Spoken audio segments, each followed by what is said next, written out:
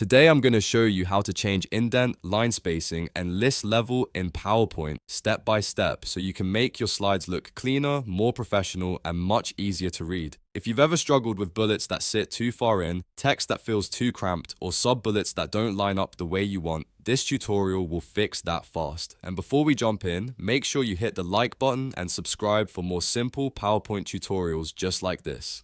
Alright, let's get started. First, let's look at how to change the indent, which is the spacing from the left side. This is useful when your text is too close to the edge or when you want to shift a bullet point farther in or out. To do that, click on the text box and select the text you want to adjust. Then go up to the Home tab on the PowerPoint ribbon. In the paragraph section, you'll see the Increase Indent button and the Decrease Indent button. If you want the text to move to the right, click Increase Indent. If you want it to move back to the left, click Decrease Indent. This is a quick way to adjust the position of your text without manually editing each line.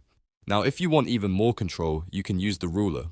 The ruler lets you drag indent markers exactly where you want them. If you don't see the ruler, you may need to turn it on from the View tab. Once it's visible, select your text and look at the markers on the ruler. Drag the indent markers to change where the bullet and text begin. This is especially helpful when you want precise alignment across multiple slides. Next, let's change the line spacing. Line spacing controls how much space appears between each line of text. If your text feels too crowded, increasing the line spacing can make it much easier to read. To change it, first select the text you want to format. Then go back to the Home tab and click the line spacing button in the paragraph section. You'll see common spacing options like 1.0, 1.5, and 2.0. A setting of 1.0 gives you single spacing, 1.5 adds a little breathing room, and 2.0 creates double spacing. Pick the one that works best for your layout.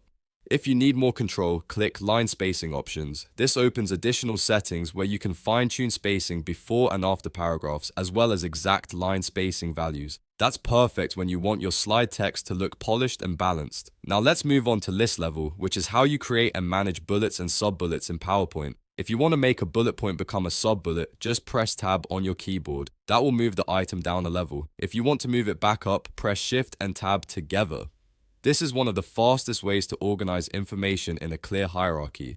You can also use the Increase List Level and Decrease List Level commands if you prefer clicking tools instead of using the keyboard. These are very useful when you're building outlines, agenda slides, or step-by-step presentation content. So to recap, if you want to change indent, use Increase Indent, Decrease Indent, or the ruler. If you want to change line spacing, use the line spacing button and choose your preferred spacing. And if you want to change list level, use Tab to indent a bullet and Shift plus Tab to bring it back. These three tools together give you much better control over the appearance of your PowerPoint text. If this tutorial helped you out, please like the video and subscribe for more PowerPoint tips, tricks, and step-by-step guides. Thanks for watching, and I'll see you in the next one.